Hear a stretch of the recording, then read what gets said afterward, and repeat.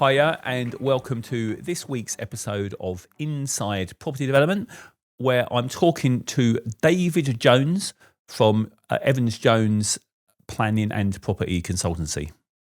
David. Thank you very much, Paul. Thank you for inviting me on this marvellous podcast. Thank you for coming. So, as well, I've given you a little bit of an intro. What you give us? Tell us all about you. Okay, so David Jones, I'm Managing Director of Evans Jones, as you said, Planning and Property Consultancy.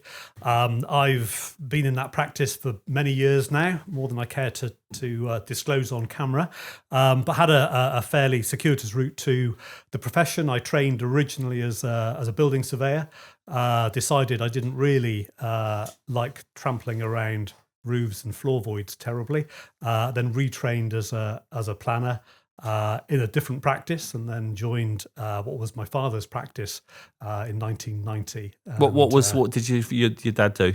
He was a planner as well. He was a planner? Yeah. Although wow. He had a circuitous route, he started as an environmental health officer and retrained as a planner. So there's a bit of a family history of choosing a career, then changing halfway through. Interesting. So, yeah. Blimey. Well, I'm sure you probably got some good stories about how planning has changed. I bet it was obviously very different in his day. My word, yes. So, as you probably remember, in those days, we used to put a red line around an OS sheet and send it into the planners and say, what do you think? We're thinking about this. And we'd have a response and a discussion and a conversation, and we'd get to a point where we secured an outline planning permission. Yeah. Boy, has that changed. Unbelievable. Well, do you know what? It's funny enough, actually. I was talking to someone about this just the other day. In terms of, planning and pre-apps, right? Pre-apps is now a big thing. Sometimes they're worth doing, sometimes they're not. That's a whole nother conversation. But in the olden days, you just did it anyway. Exactly what you said. Yeah. You'll actually go and talk to the planners and say, look, we're thinking about doing this, and hopefully have a sensible conversation. It didn't have to be a big deal about going backwards and forwards for 6 months. You were literally having a conversation about obviously clearly you still didn't agree on everything, but it was very different. It was wasn't a proper grown-up conversation with grown-up planners, and there was an understanding of where we needed to get to. Well, we still work on relationships, and that's how you get great results. But the ability of planners to give up time when their line managers are saying, you've got to do this, you can't speak to people, we can't even telephone them sometimes. It is crazy, isn't it? It is very difficult. So two things really. So basically, how long have you been in planning? I've been in planning since 1990. Yeah. Okay. And so a bit of surveying before that. Good, very good, long time. Yeah. So just out of interest, I know we're going to get onto the NPPF later, but how and when do you think things started changing? How and when? Well, the major change was obviously 2012 with the framework. But even before then, we'd gone through a period of regional spatial strategies, and we know where that ended up. And before then, continual change of how local plans or regional development plans or structure plans, as they used to be, were all formulated and formed a hierarchy of a plan-based system.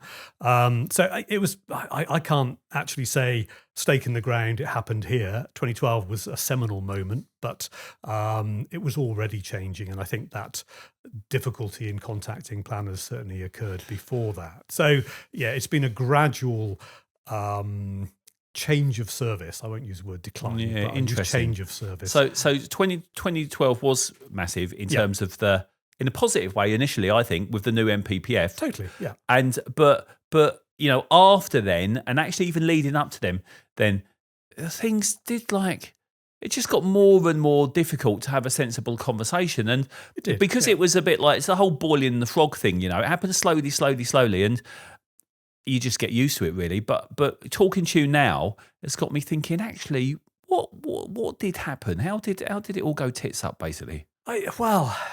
We continually cycle into an appeal-led system or a plan-led system, and post-2012, actually pre-2012, during the latter stages of the sort of Thatcher era, that was very much, with Gummer, that was very much an appeal-led system, delivering most of the development in many areas. 2012, and it then became a plan-led system. So, I remember in areas where we had moratoriums on housing delivery. So local authorities couldn't physically approve housing schemes because it was deemed there were too many. Can you believe that when we're looking at 370,000 a year need now, at least? And not that long ago, we had a moratorium saying you can't grant consent for planning, for housing. Yeah. It's amazing how things have changed. But, post 2012, we went back to an appeal-led system that declined a little bit towards the end of the last Conservative government, where I think they could see Middle England were not that happy with a lot of the residential consents being granted and pulled back from that, bit of a backbencher revolt, and things got a little bit more difficult. Where do I see things in the future? Well, we're going to go back to an appeal-led system. Do you think so? Yeah. I think it depends how local authorities react to the new framework. I'm sure we'll get onto that later. But we still have local authorities who are fundamentally resistant to development. Will that change just because the framework says thou shalt now approve housing schemes and support new development?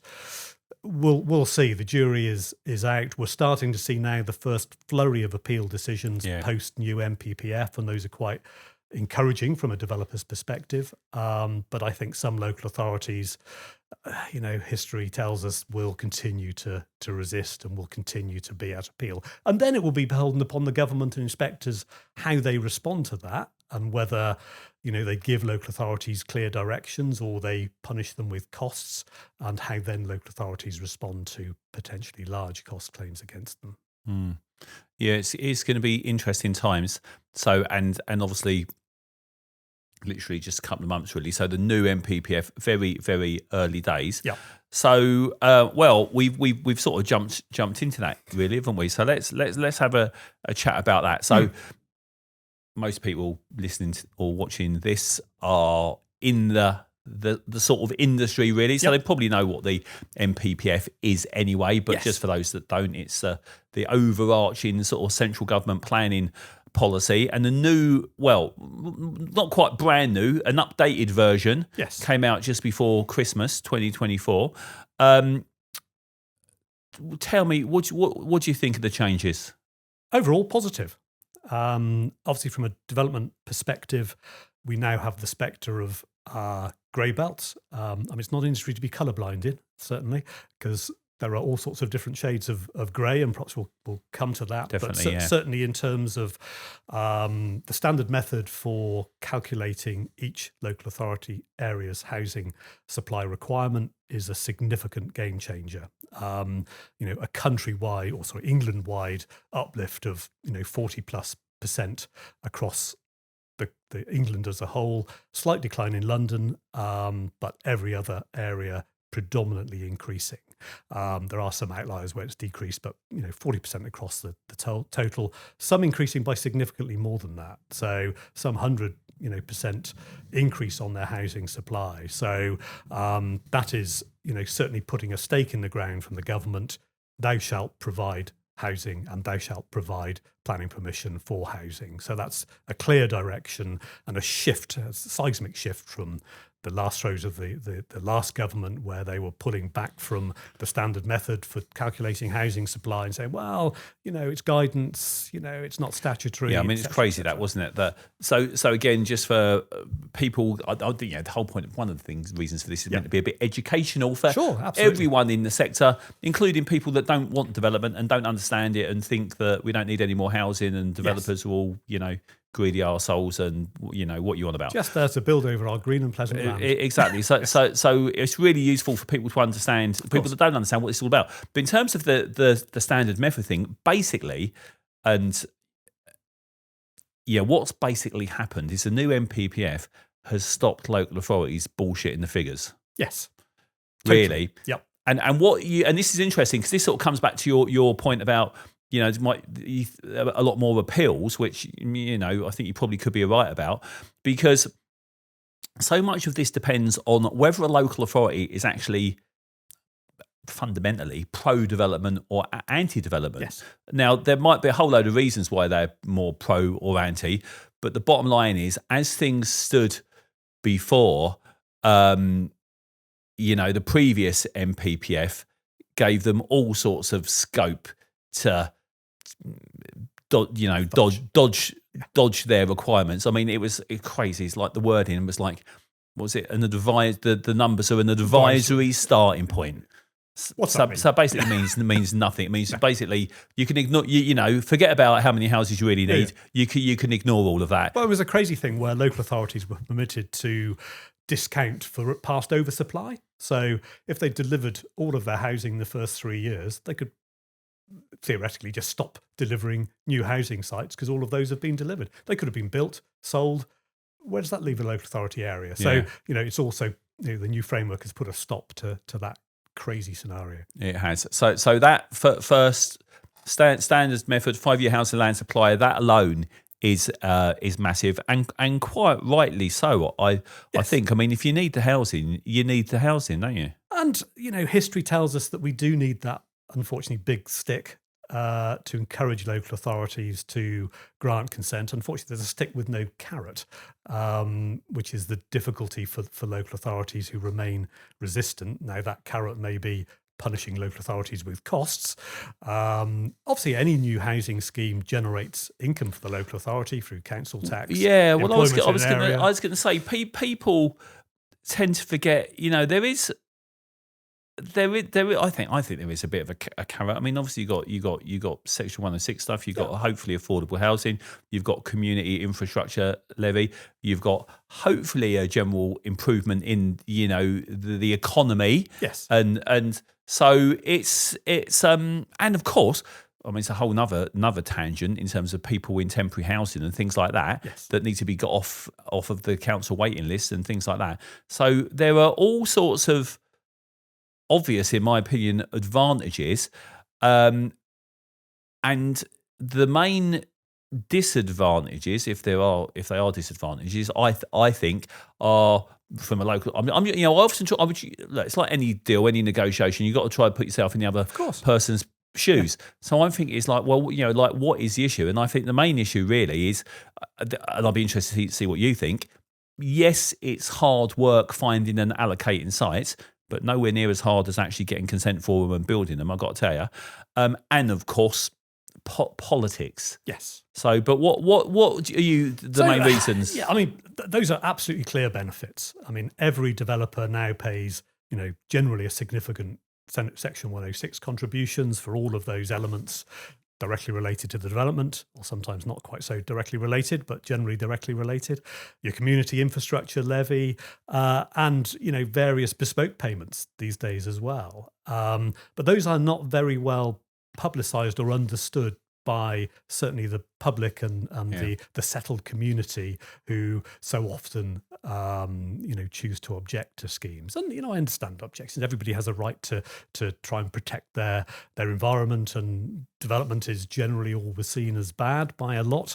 But I think we have to do a better job as an industry to explain what the benefits are. I think with developments, it is all about benefits. If I'm promoting a site or a scheme, we look at what benefits can be provided, and those may be, the SIL and the 106 payments are given, but there can be other benefits as well. So exploring with parish councils what they may want or they may need, and what can make the development slightly more acceptable for the settled community. So I think we do a little bit of a disservice, and some developers are really good, some are not so good at bringing the community with them as much as they are possibly able to. We will always end up with resistance. We will always have objectors to any minor sometimes, but any significant development scheme will always have dissenters. But it's how we deal with those and what we can do to publicise the benefits we bring. Yeah, exactly. So in terms, so new NPPF, we've got the standard method is changed. 5-year housing land supply cannot be dodged the way it was easily before. And we also have the housing delivery test. So that is a really strong instrument for government where local authorities have been under-delivering for the past 3 years. Bang, you've got a presumption in favour straight away. Yeah, actually, it probably will be worth explaining that a little bit more, because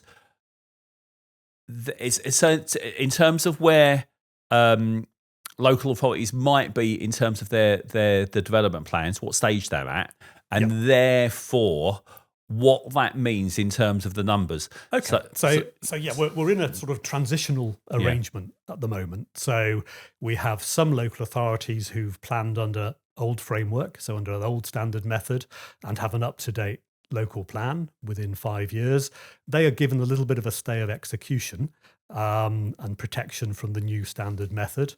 We have local authorities who've prepared a draft plan and are about to submit to the Secretary of State for consideration. If they submit before March, then they will derive some protection for a period.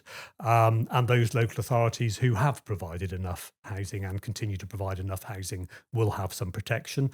On the other side of the fence, those who have delivered less than 75% of required housing under the old system for the last 3 years will be under the presumption to permit. So the long-standing presumption in favour of sustainable development will automatically be triggered.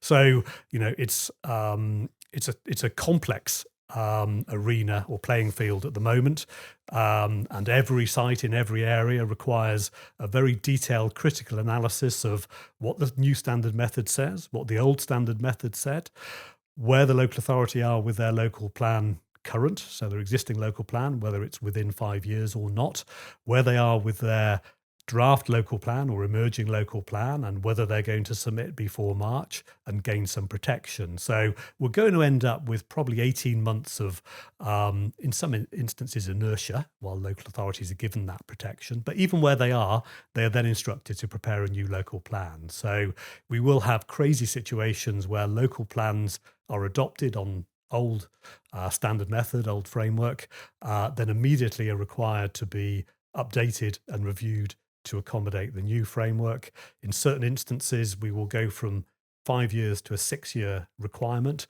where certain matters are not met by the local authority. So I'd like to say it's simplified matters, but boy, for 18 months, it's made it really bloody complicated. Yeah, it has. So it'll be an interesting year or so. Yes, seeing how that all sorts itself out. So that's now closely related, really, to the whole 5-year housing land supply stuff. Is the grey belt stuff, really, because that is the big sort of angle, really, that everyone will be jumping on as justification. So we have a position where the new standard method significantly increases housing requirement. 40% across England. So many local authorities who thought they had a 5-year supply will no longer have a 5-year supply. Those with green belts will feel under threat, or those local authorities with green belts will feel under threat because developers, and I'm seeing this already, and perhaps we can talk about that a little bit later, but those sites within the green belt, which for the last 70 years have been sacrosanct protection, greenbelt policy hasn't really changed in the last 70 years. Thou shalt not develop in the greenbelt unless it's for some very limited exceptions. That has been swept away by the new NPPF, where local authorities cannot demonstrate a robust 5-year supply. So it is no longer inappropriate to develop in the greenbelt where there is no 5-year supply, and that is an absolute game changer. Yeah, exactly. But of course, subject to the 5 subject to tests. The golden rules. Well, subject to the 5 tests and the golden rules, and I think that's where we're going to end up at appeal. So one of the criteria, one of the golden rules, is that it doesn't contribute to the green belt overall within a specific area. Yeah, that's a tricky one, isn't it? Yeah, that is a tricky one. So should we just go through those? Now, I'm not going to put you on the spot and expect you to remember all of the wording, but is that the latest NPPF? That is the latest NPPF, yes. Let's have a little look at that, because I think that this is a really interesting thing to talk about.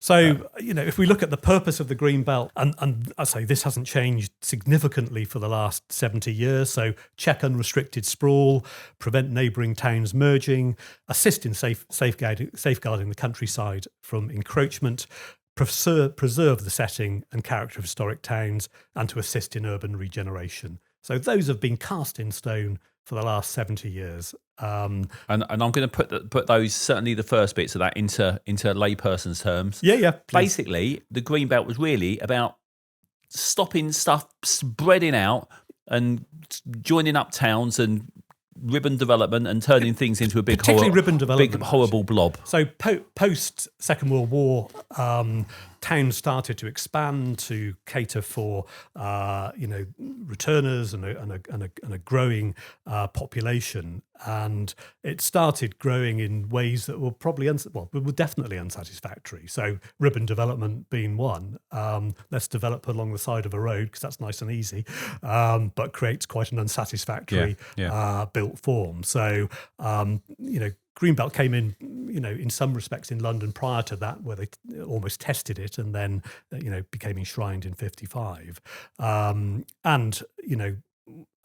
think at that time it had probably a good purpose. It was brought in for the right reasons and has served until probably the last 20 or 30 years fairly well. Well, do you know what? Although I'll tell you an interesting thing that doesn't tend to get talked about that much. At the same time as first Greenbelt policy started coming in, obviously we had the new Towns Act. Yeah. So it's like, well, look, we don't want all the existing towns to keep growing and sprawling out all over the place, but there is a need for housing. So we're going to create some new towns, and we'll, here and there. And then of course, they didn't anymore. All of that stopped. But of course, the stranglehold, I'm going to call it, stayed in place. So I think that was a big oversight, really. Yeah, I think that the errors with Greenbelt were how the boundaries were drawn. I think they were drawn far too widely. If I look at most Greenbelt boundaries, they cover too large an area, and probably don't actually serve those 5 key purposes. Actually, so that was an error. And I think the plan drawers at the time, it was very easy to draw, a red line around the existing built form. So it didn't actually consider whether certain expansion could take place without impinging upon those 5 key principles. Yeah. It just protected, everything beyond the built form at that time, and has continued largely to do that ever since. And we've ended up in crazy situations where a 3x3 extension to an existing building in the Greenbelt has been deemed inappropriate because of its impact on the openness of the Greenbelt. I mean, that's just complete rubbish. Yeah. So those were probably unforeseen circumstances and decisions following the original drafters of the Greenbelt. I can't imagine they actually intended that, but that's how it ended up. So it has become something which is, in my view, entirely unfit for purpose. And I think the government have been really clever in this grey belt. Let's call it something slightly different, but the underlying principle is we're going to release our green belt where local authorities are providing sufficient housing. So I think they've managed to dodge the bullet of, perhaps those who are looking to protect the green belt and who would have, probably objected and kicked off significantly at the plan preparation stage if they'd said we're scrapping the green belt or it's going to be reviewed in different ways. So they've done it by the back door a little bit. Well, they have only a little bit. I mean, I think it's worth making a point. So this is not saying that there is no green belt anymore. You can do what you want anywhere. It's not saying that at all. My sort of interpretation of this, if you look at the 5 tests there, for example, is it's sort of saying, but and it's a bit more complicated than this, but at a high level, it's like, well, grey belt is green belt that shouldn't really be green belt because it doesn't fulfil what it was really meant for. That's a great description. But if you'll recall, in the election hustings, they would say, well, grey belt will be previously developed land. It will be the petrol stations. It will be the car parks, which shouldn't be in the green belt. Well, it hasn't ended up being that, which is great, because it does provide more flex and more scope for correcting props drafting errors in greenbelt boundaries. But I'm fundamentally for stopping the coalescence of large towns. I think. Yeah, likewise, and also against build chopping down trees and building on open fields. Stuff that it really is good and should be protected. Like no sense developer or anyone sensible in their right mind wants to be doing that stuff. But there's so much of it, it's just nothing like that, you know? Equally, but if you read the press, we're the bogeymen. We're there building over our green and pleasant land and destroying the green belt, and it's the stats are amazing on how little green belt has to be released to produce millions of homes. And I think the government have been very shrewd and very clever in the way that they have brought this about. Obviously, all of this will be tested ultimately within the courts, where appeal decisions are then judicially reviewed. So, we have probably a year, 18 months of those tests coming through, and things will become a little bit more clarity. There'll be more clarity on, what is contributing to the purpose of the green belt as a whole.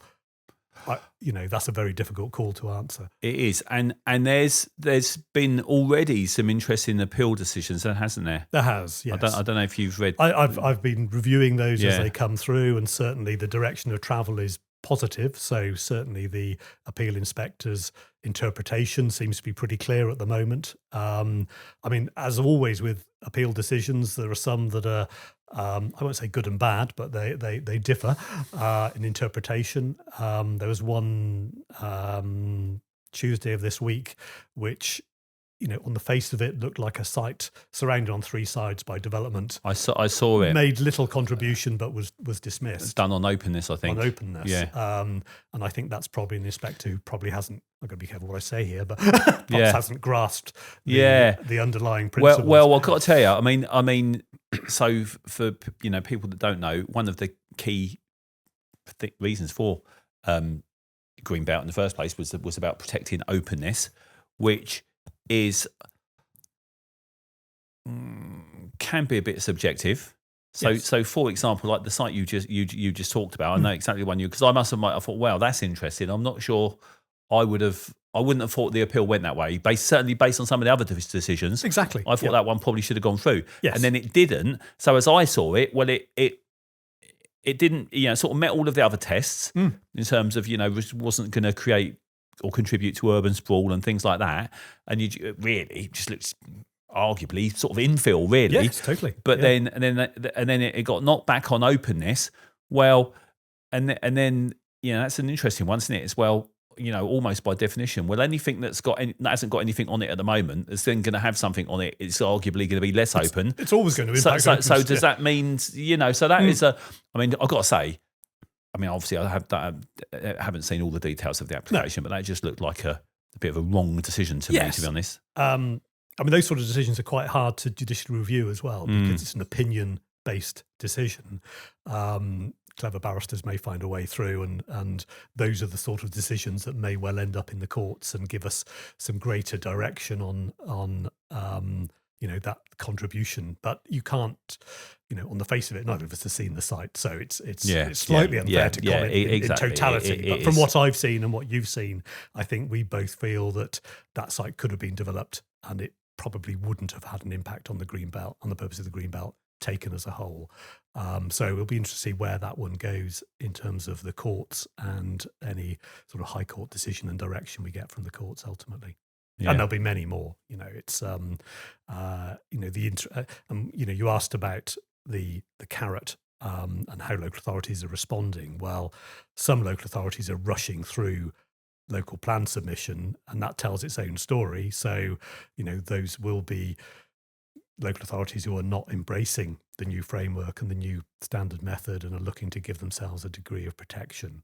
It'll be quite short-lived, but some are doing that if they're pretty close. I think Wiltshire have submitted their what's called Regulation 19 plan for examination. They said, well, we were very close to it submission anyway, so we submitted in December just to give ensure that we had a degree of protection. But they've now issued a new document setting out housing supply, and they accept that they've lost 2 or so years off their housing supply. So, on the one hand, they're seeking protection. On the other, they're being sort of quite pragmatic in looking forward. It'll be an interesting few months, won't it? So, I think, did you mention you've got a couple of sites in the... Well, it's not surprisingly, I'm a practitioner, so clients have come to me and said, we've got sites in the green belt. Are they developable? And we've got 2 sites that are going to go to application within the next 3 months, I would expect, for greenbelt development, lack of housing land supply. So that will, and we meet the golden rule. So one will be 100% affordable housing scheme. Oh, really? Interesting. Yeah. And that's quite an interesting sort of arena, the affordable housing requirement. Obviously, for any greenbelt site through local plan release or application needs to provide 15% above current requirement, or up to a maximum of 50%. Yeah. So many areas are set at 40. So 15 will take it to 55, and we'll pull back to 50. Client in this instance is going for 100% affordable. So that's quite an interesting. Is that an HA? It's promoted by landowner, but it will be with an HA on board. Interesting, because I think you've hit the nail on the head there. I think one of the biggest issues with this is going to be viability. Yeah. Particularly if it's PDL, previously developed land, because actually, very often, and look, I'm very pro affordable housing. I would be building 50% affordable housing everywhere, if I could. But very often, it honestly really isn't viable. No. Very often, it doesn't even work on green fields. No, it's the problem with a percentage-driven requirement, and certainly where it's a national requirement across England, 50% greenbelt release. As you know, land values vary enormously. I mean, they can vary enormously in a county, let alone across England. And what may work in the southeast at 50% won't work in other areas of the country, or certainly perhaps other areas of the district. And that's where these blunt instruments of 50% are really, really problematic. And it was interesting, as soon as the NPPF was published, one of the major developers withdrew. Barrett's, I think. Yeah, five. I wasn't going to name them, but there we go. Withdrew 5 separate planning applications, all on greenbelt sites. Now, that may well be because they had negotiated such an awful deal with the landowner that they would have well, it's interesting. I mean, it might not have been an awful deal. It would be a deal that worked based on policy at the time. Correct, yeah. But if they then have to uplift to 50%, which they undoubtedly would, did that tip them into a non-viability, which I suspect it did. Yeah. So probably withdrawing, renegotiation, and I suspect we'll see all of those resubmitted in a different form. And sometimes you have to do that to get the landowner on board and sometimes make them understand what their land is worth. But I absolutely agree with you. Viability. I mean, thankfully, the government rode back from their benchmark land value proposal. So the draft framework proposed to very much restrict land values to 3 times existing use value. Again, that would have been a very blunt instrument, and I think would have killed many greenbelt sites, certainly, and would have stopped most of those coming forward. It's quite, it's human nature being what it is. And land isn't a particularly fluid commodity. If you have a landowner who sees effectively a land tax, many landowners will simply hold. Well, that's what happened. Development land tax. There's been loads of them over the years, and every single time, all that happened is landowners sell land and wouldn't sell. You'll remember, as I do, everyone was brought in by Labour government. Yeah. Tory government immediately repealed it. So, it's unless a development land tax is brought in by a Tory government, it's probably never going to work.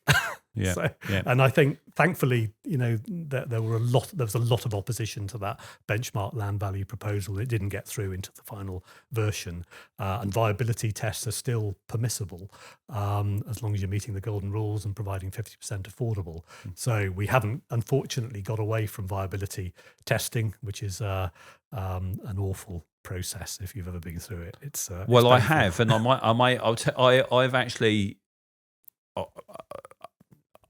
I've actually created another business called Viability, right? Which is basically does automated viability assessments, but way more than that in terms of it. It looks at sustainability issues, looks at modern methods of construction, looks at the optimum size, type, mix of homes of all different types to basically work out, how can you maximize the land value, because that's obviously what's going to persuade the landowner to sell, i.e. particularly, creating a premium over and above existing use value, whilst at the same time providing as much affordable housing as possible, but all using real sort of open source, inarguable, relatively data. Yes. So you don't end up in the situation whereby, someone's arguing a toss with planners for 2 years, only to eventually get refused, and then the whole appeal or argument is about a viability assessment. Yeah, I've been there. And well, everyone's been there.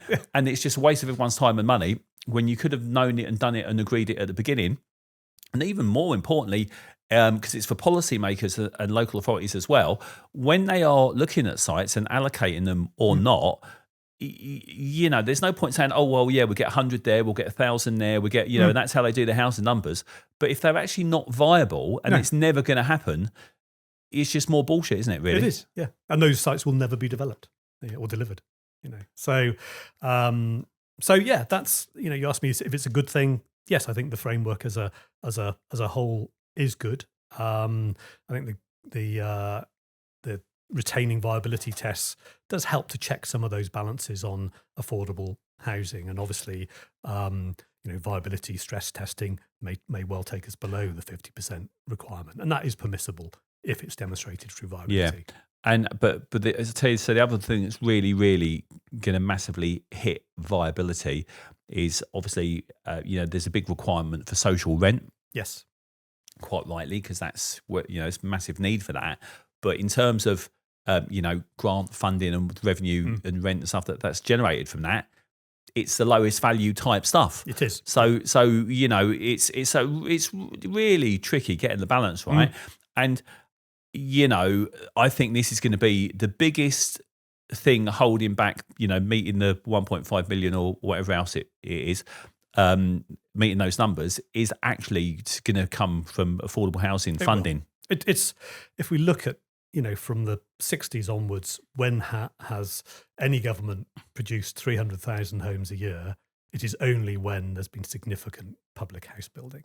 And I include social affordable housing in that sort of social sector or council house building sector. And I tell you what I think. So I agree. So generally, I think the changes to the NPPF are really good. Let's hope that feeds through into more good quality housing.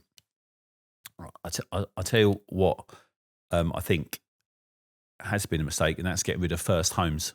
Yes.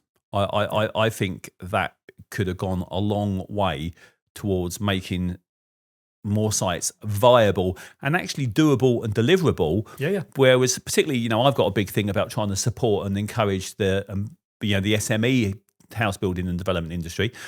Problem is, as you all know, this on small sites, you can't find an HA that wants to even take the units. We can't get small allocations away. And part of that is because HAs have subsumed into big organisations now. Yeah. And if you've got 10 or 20 on a site, they generally don't want them. Slightly different in Wales, but that's a different ballpark altogether. But in England, it is very, very difficult to find, HAs who are willing to take those smaller sites. I've dealt with rural exception sites, 100% affordable, an appropriate size for a village, perhaps 13, 15 units. Couldn't get a housing association interested, and we end up then reconfiguring those in that instance as discounted market housing, which for a Cotswold site, you say, well, is that really affordable? Still expensive. Yeah. But if it's going to get them away, I suppose it's relatively affordable, but if it's not going to happen any other way, because you can't get an HA that wants to take them, or there's no funding there for them, because all that's going to happen is everything's going to get stuck. Yeah, absolutely. And, we are already at that position where things are getting stuck because open market developers can't get their affordable housing away. Generally, the Section 106 agreements are written in a manner where they can only sell a certain percentage of their houses without the affordable housing being delivered. Yeah. If you can't deliver it, you're then back at a detailed negotiation or changing the 106 agreement, and that's where we are with many sites at the moment. Yeah, it's tricky. So obviously, as a developer, I'm only, I'm submitting my own planning applications and negotiating with landowners to try to get deals done. As a planning consultant, I'm guessing sometimes you act for landowners, do you? Yes, yeah. So that's a whole different. So obviously, when I'm trying to tell them, look, the land's only worth X because of this, that, and the other, they either don't understand it or they don't want to understand it because, of course, they all want to believe their land's worth fortunes and they want top dollar. But interestingly, it's a slightly, and of course, as a developer, they just think I'm lying and I'm trying to steal their land, yeah. But from your point of view, you're acting for them, yes. So it's a slightly different relationship. How's that all go? It is. I mean, it's always a very interesting conversation. Most of the landowners I will act for will have been approached at some point by a promoter or a developer wishing to enter into an option agreement or promotion agreement. And it's always then talking a landowner through what the options are for them. And this is getting out of really my planning role and probably bringing more my sort of commercial property elements into it. And it is quite a brave landowner who will on a site of really any substance put their hand in a pocket for the sort of money they have to put their hand in their pocket for now. Yeah, absolutely. So many will fall at that stage. I'll say, well, you're going to without an appeal you could be 250,000. Do you know what? I would love to be in those meetings, seeing their faces, because I'm having these conversations with them, and I can tell they think you're bullshitting, and so you can and so I guess typically what happens is they would have been approached by developers over the years and all the rest of it, and then decided, well, actually, I'll do it myself. I'll paddle my own canoe. And then they come to you and they realise it's a bloody expensive canoe. Yeah. So a lot of those do end up back at option or promotion agreement. Some, do have the means to self-fund, but they're then taking 100% of that risk on securing a positive result. So it's often a brave landowner who will take all of that risk. Whereas with an option agreement or promotion agreement, you absolve yourself of all that upfront risk. Yeah. Okay, you take a little bit of a percentage drop on land value. Well, but, that's the balance, isn't it? That's commercial reality, isn't it? And that's risk reward. Those are interesting discussions I have with landowners in those circumstances. Yeah, interesting. So let's jump back. Tell us about the 100% affordable one. And what is that? You just got a landowner that wants to do a good thing, or what's the story there? There's part of that. And I think partly it does help to win hearts and minds. We're in an area where there's a significant lack of affordable delivery. It's 25% of what it should be per annum, and has been that for a number of years. So in terms of winning over an authority and winning over decision makers without having to go to appeal, it's a way of perhaps de-risking that particular site.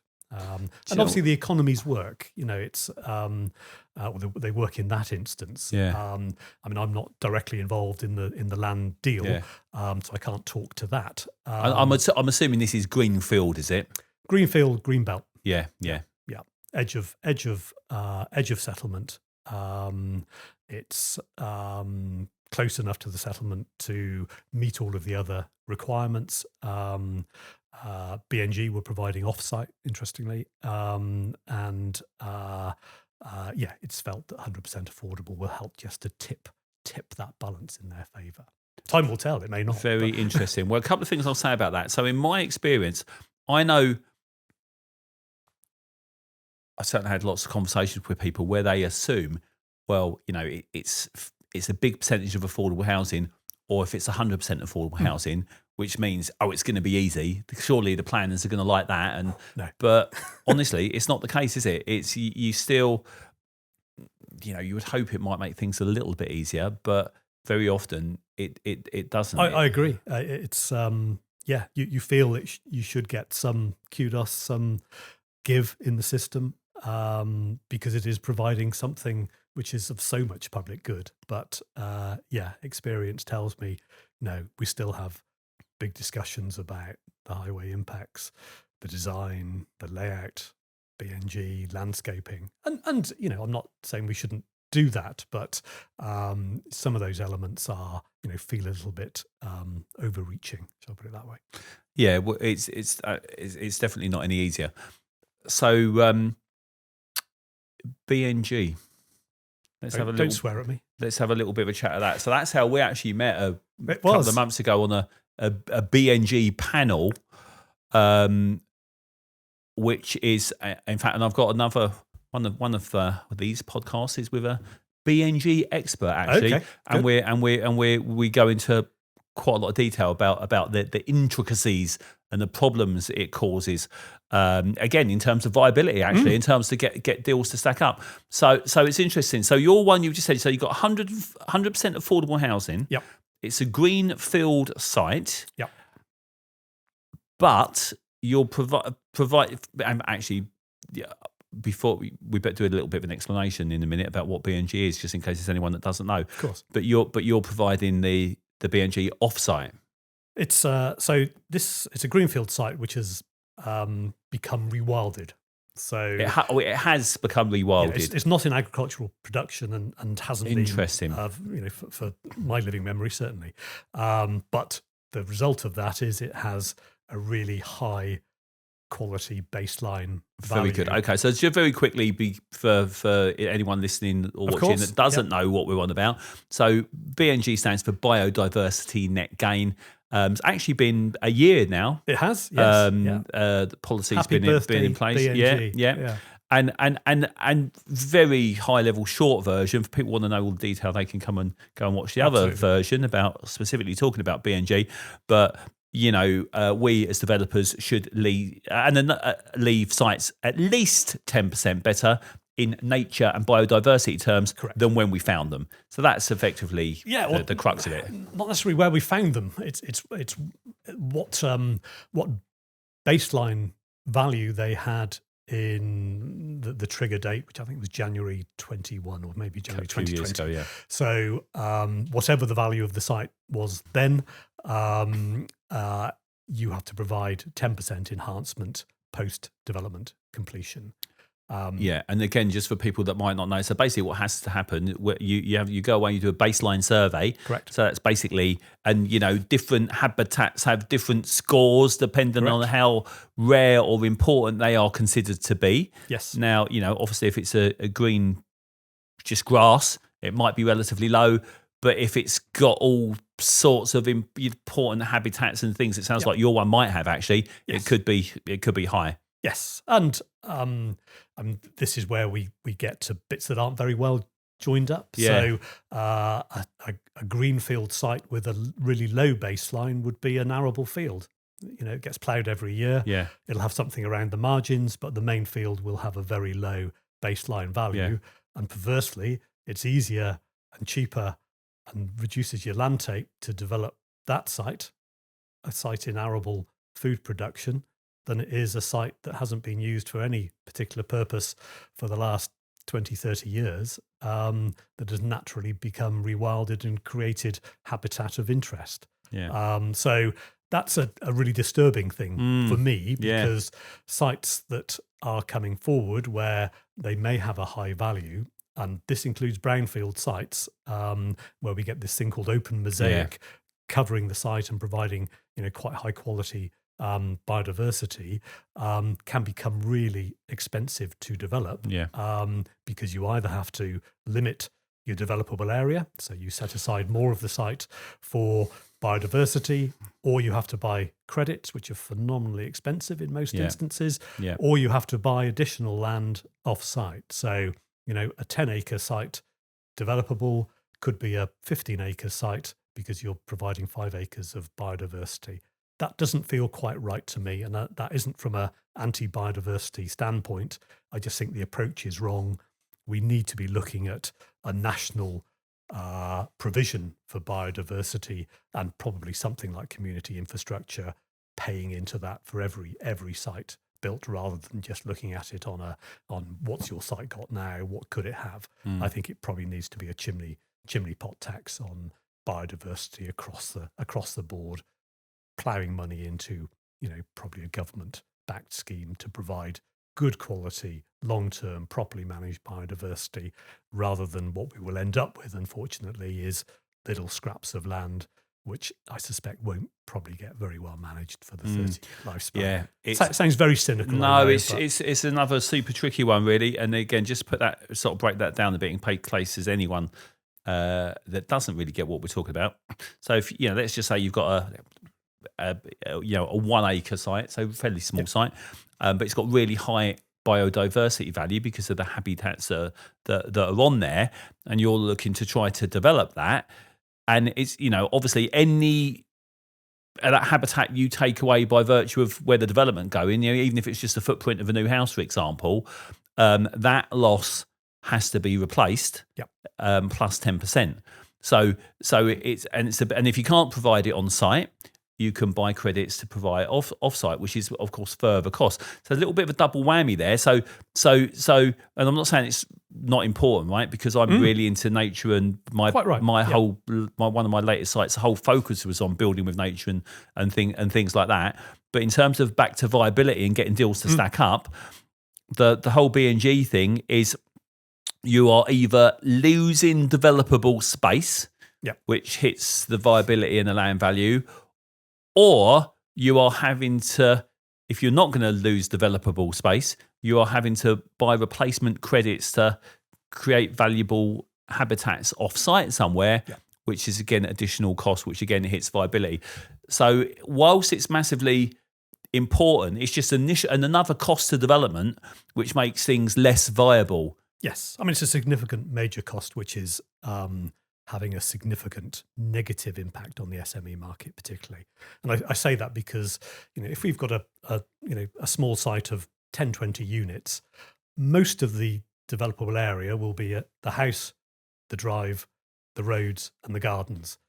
Gardens are excluded from B&G. So anything provided in the garden doesn't contribute towards your net gain, in effect. So you're then scrappling around the landscaping to try and achieve your 10% gain. And in most instances, even if it's a greenfield site, you will, of limited value, you will struggle to do that. So you're then either reducing the number of dwellings built or proposed, which is contrary to what the government are asking us to do, deliver 370,000 homes per year, or you're taking additional land off-site to compensate, or you're looking at off-site credits or units, and that will generally make the scheme unviable. So, I know we've discussed that, a particular sort of very small site I've dealt with previously, 3 units within a back garden, very typical sort of SME site, has quite high baseline value, obviously because the site would be taken up of drives, road, gardens. We can't provide B&G on site. Off-site credits amounted to £400,000 on 3 units, and it doesn't take a viability expert to say, well, that kills the scheme. So we either drop a unit, the client won't pay £400,000, or we look to deal with it off-site, which then takes more land. So it really is super tricky. So tell me, jumping back to your one that's 100% affordable. Yeah. So again, just in terms of the financial viability, it's worth people getting this. I mean, people in the development industry, they'll know this anyway. So, the revenue that you will get from an HA for 100% affordable, it's not massive. It'll be significantly less than and particularly if it's for social rent. Yes. Just because of the way the multiples work and what that equates to in terms of the end value. So you've got low end value. Yep. Development costs are crazy. Arguably higher.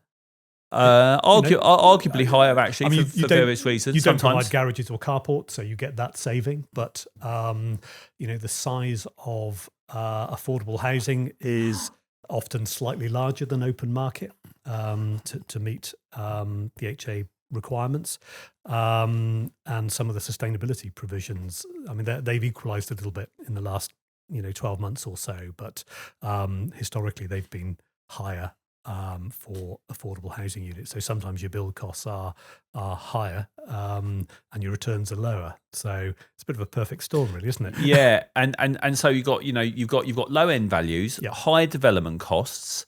Obviously, I guess that the one sort of thing that can sometimes swing the balance a bit is there's no developer's profit margin. No. Obviously, they've got all of their overheads and their on costs and stuff like that. So it's not like there isn't any margin on there, but it's nowhere near as much as a private developer's margin. But you still need to hopefully generate a land value unless you've somehow got free or subsidised land. And then in this case, you've got a big chunk of dosh for offsite BNG credits as well. Yeah. So, this is an offsite provision, so this will be a bespoke BNG offset. So being created by the HA, by the developer? By the developer. Okay, so you're effectively maybe like big field next door or whatever. We'll buy a site in the area. Got you. Okay. With low baseline value and uplift it to compensate for what we're losing on the specific site. So, although there's still big costs to that, and it's got to be maintained for 30 years. It's got to be maintained for 30 years. Yeah. You've got to buy or lease the land. You've got to create the BNG, and as you say, you've got to then maintain it for 30 years. Or in reality, it's in perpetuity, isn't it? But 30 years, you're obliged to maintain it. Yeah. So and none of that comes cheap, as you know. So yeah, you're wondering, why is it viable? How's it viable? Well, I'm just assuming that you've got a landowner that's not particularly driven by money and wants to help support and create some affordable housing. There is land value in it, and obviously housing providers look at how they fund land differently to an open market commercial developer, and they will capitalize all the rental and look at their 30-year term, and that generates their ability or their gross development value in sort of commercial terms, and will generate a land value. But you need critical mass, and it needs to that's going to be my next question, actually. How many homes? So I would expect it's going to be between 80 and 90. Okay. Not huge, but probably an appropriate size for a 100% affordable scheme. I don't think you'd want to go, much over that. That would create perhaps difficulties. Interesting. So we've talked. I always get sucked into talking about all the problems and how difficult I know. difficult it is. Easy. It's easy. But so what are the what are the solutions? What's positive? What needs to happen to get more good quality homes created? Good quality homes is a tricky one. I mean, you produce a marvelous product on yours, but you're very close to it, passionate about it, and obviously have an interest in it. I sit on a design review panel. People are not forced to put schemes before any design review panel. It can help in the process and can help in securing planning permission. The sadness for me is that we get very few national developers sticking their hand up and saying, design review, do you want to have a look at this? Oh, really? Yeah. And they're probably fearful that, a group of planners, architects, engineers, landscape architects may not be particularly supportive of, some national house builders' products. And, I get it. I think what as a nation we forget is that house builders are commercial organisations, and they're there to make a profit and a return, often for their shareholders. And that's an uncomfortable truth, maybe, but in a capitalist system, that's the world we live in. And the government, can tinker around the edges and say, "Thou shalt build out your schemes," but quite frankly, no developer, no business will build something or make something that they're not going to sell and make a profit upon. So, we've seen in the last 12 months, starts on site slow. Yeah. And that's a response to the market. So I went slightly off subject. No, there, do you know? But it's good, because that's an interesting point. I mean, land banking, right? So don't get me started on that. No, in terms of it isn't even really a thing the way the Daily Mail, and people like that try to pretend it is. Developers were just, and look, and I'm not, I spent 10 years working for big developers, right? But I'm not saying I'm not particularly a massive fan of big developers, but there are some good ones. Yeah, absolutely. And and they're not all the arseholes that people try to say they are. Also, although some of them are as well, right? but if you're not selling stuff, why are you going to start a site when you've got a whole load of stock and stuff you've built and fortunes of money out, and you're not, you can't. Look, people don't spend fortunes to get planning consent. No, just to sit on it and do nothing. It's world, not done for a bit of a laugh. In an ideal world, they would just be building, selling, turning their money over as quickly as they can. Why wouldn't they? Because they are driven by profit. Yeah. So you don't get planning permission and then just sit on land for the fun of it. It just makes no financial sense. No. And I get the frustrations within local councils because they see a scheme that they've resolved to grant consent on subject to a 106 agreement. Yeah. So from the councillor's point of view, the members making that decision at that point, ground zero, they've granted consent. They've probably got no awareness that it can take 18 months, 2 years plus to get the 106 agreed and signed off. Very good point. Yeah, exactly. But from their point of view, that's two years where the developer's just been land banking, which is bullshit. It really is. And on top of that, obviously you've got planning conditions. Planning conditions, we know discharge, how long it takes to get those exactly. signed off. Yeah.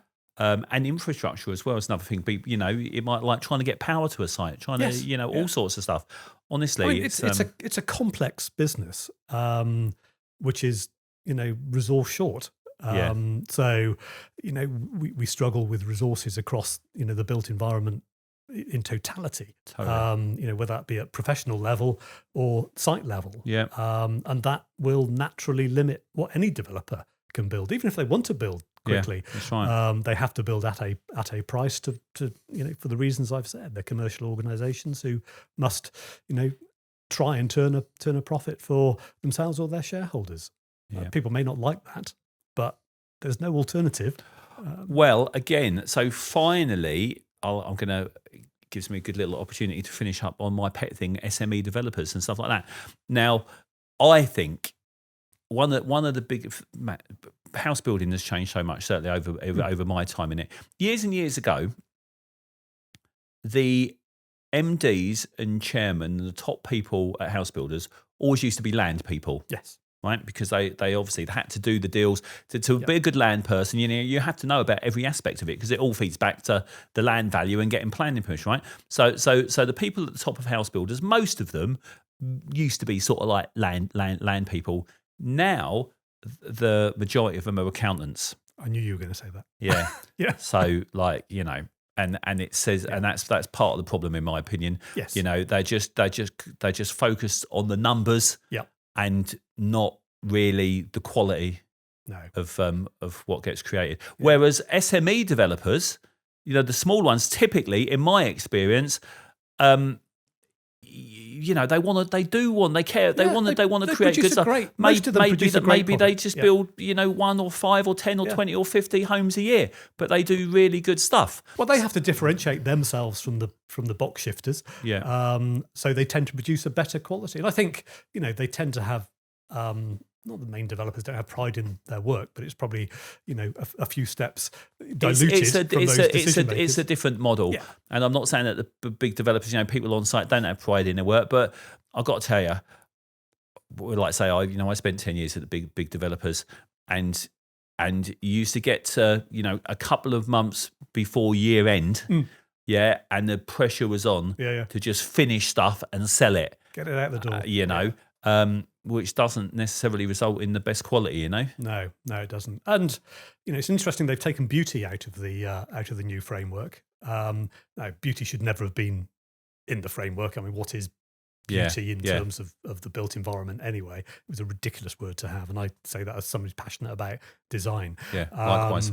But I think we do have a disconnect with big developers do get away with murder in terms of the often the quality of design on new development sites, and regrettably local authority planning authorities, there are no architects in local authority generally planning authorities anymore, and the planners are under resourced, and it just becomes too difficult. There are too many other things to consider on a big urban extension development aside from design, and design does frequently suffer because of that. So I've dealt with big sites, and design is fairly low on the pecking order in terms of your negotiation with the local authority, whereas on SME sites, because it's of human scale, the decision maker tends to be much more involved. Yeah.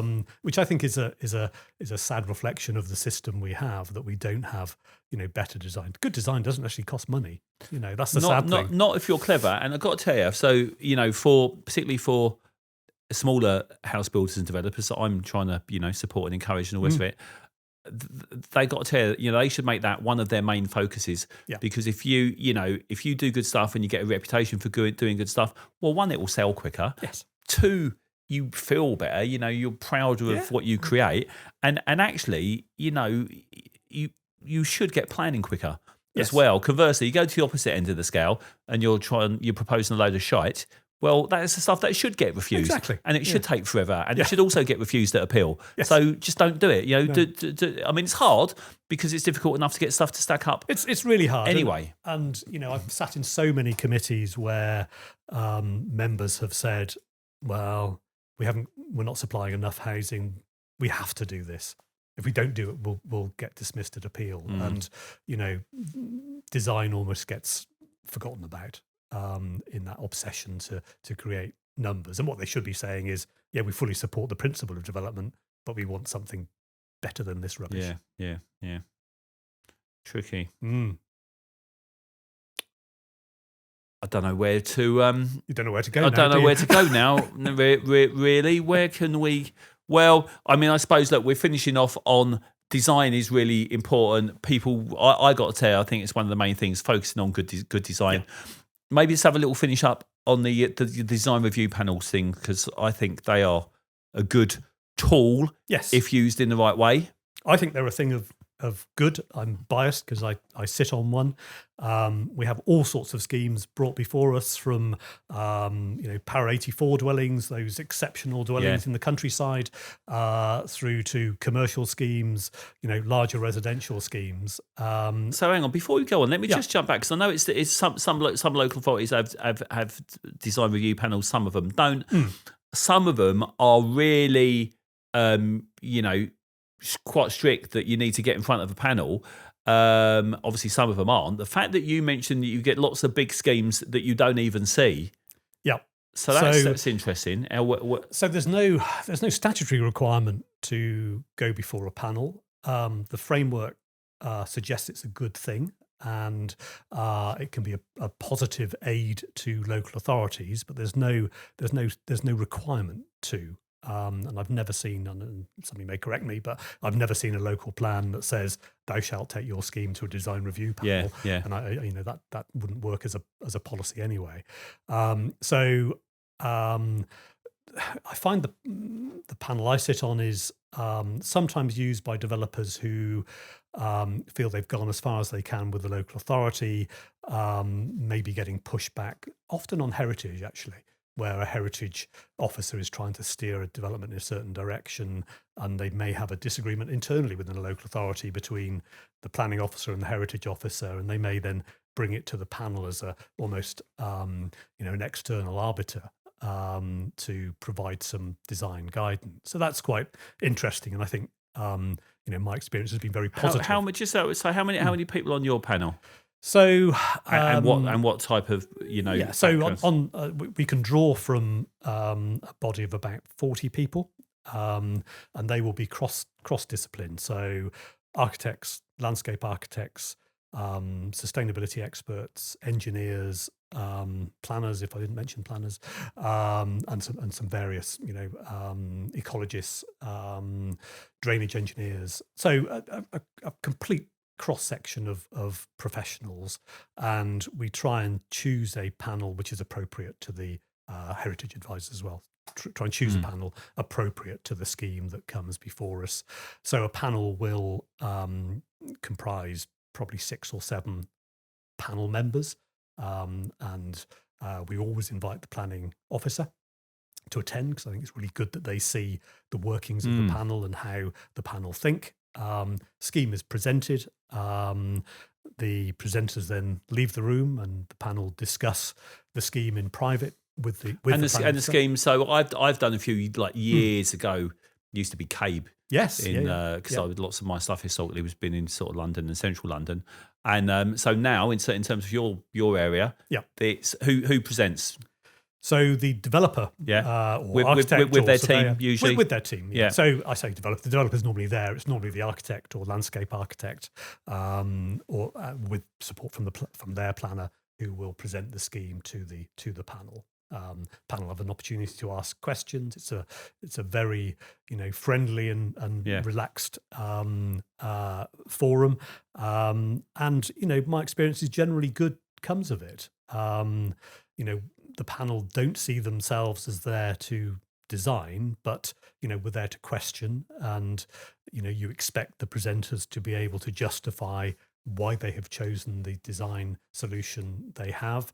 Sometimes the panel won't like it, but we don't give a tick box solution as to how you address it. It is very much I see it very much as the architect's role to come up with proposals, and the panel's role to steer it. I remember one in Gloucester. It was a health scheme, so sort of quasi public body scheme, quite close to historic docks, and there was a disagreement between the planning officer and the heritage advisor as to the sort of type of facade and colour of bricks. And in that instance, the panel were able to sort of steer a path through that. And that's interesting. And the end result, I think, was a much better building post review and post input of that particular panel. So I think it's something that can help applicants in site promotion, if they're willing to produce things of good quality. As I say, very few national developers will bring schemes to panels, and they're not required to. So it's we see relatively few large housing schemes. Some do get to us, but relatively few. Yeah. Okay. Very good. Well, look, that's a good place to probably wrap it up. So a little bit of advice for smaller developers. Well, all developers actually, but particularly the ones that it's not easy, right? If you're a smaller one of the things going to make it easier for you. The one thing I'm saying with every site now, front load BNG. So almost as it used to be the case that we would also always encourage developers to look at site access, visibility, all of those bits that can be deal breakers. These days, because viability is so often impacted by BNG, get your sites pre-assessed at an early stage so you understand what you're looking at in terms of either developable area, off-site provision, on-site provision. If you don't understand that early enough, then the scheme will frequently go wrong during the planning process. So take good professional advice generally, but certainly in terms of I always look at a hierarchy of what you need to do. First, let's check those viability issues, and BNG has become such a hot potato and is such a difficult arena to work within. Check that first. Very interesting. Well, just on that, I will mention that bit of software one of my businesses created called Viability. One of the things that does is exactly that. We've got a bit of a tie up with some BNG experts that do a high level assessment from aerial mapping and stuff like that, to literally weigh up at a high level to start with. Okay, what's the BNG score likely to be? And therefore, what are the best options? Where can we get credits? Where can we put it off site? What's that going to cost us? To basically work out. It's like, okay, do I assume that we're going to, we're going to get it on site? We're going to get it off site? Because that's, clearly one of the calculations that needs to be done is Absolutely. what is the most viable way to deal with what we've got to deal with. Yes, and it's all resolvable generally. Hopefully, but if you're looking at an off-site option, then you need to be securing that off-site option before you start promoting the site. You can't come to it. Very good. Yeah. So BNG we'll finish up on is really, really important. Yeah. There is a Inside Property Development podcast talking to a BNG expert where we get into all of that in lots of detail. So everyone should go and watch that one. And thanks for coming, David. My pleasure. Thank you very much, Paul. Thanks for tuning in to Inside Property Development. Please remember to like and subscribe. Do join us every week where we'll be speaking to house builders, developers, experts, planners, and everyone involved in trying to get more much needed housing created the right way. We'll learn together how we can collaborate rather than fight, and by working together, we can all help create better places, spaces, and homes, and a much more beautiful world.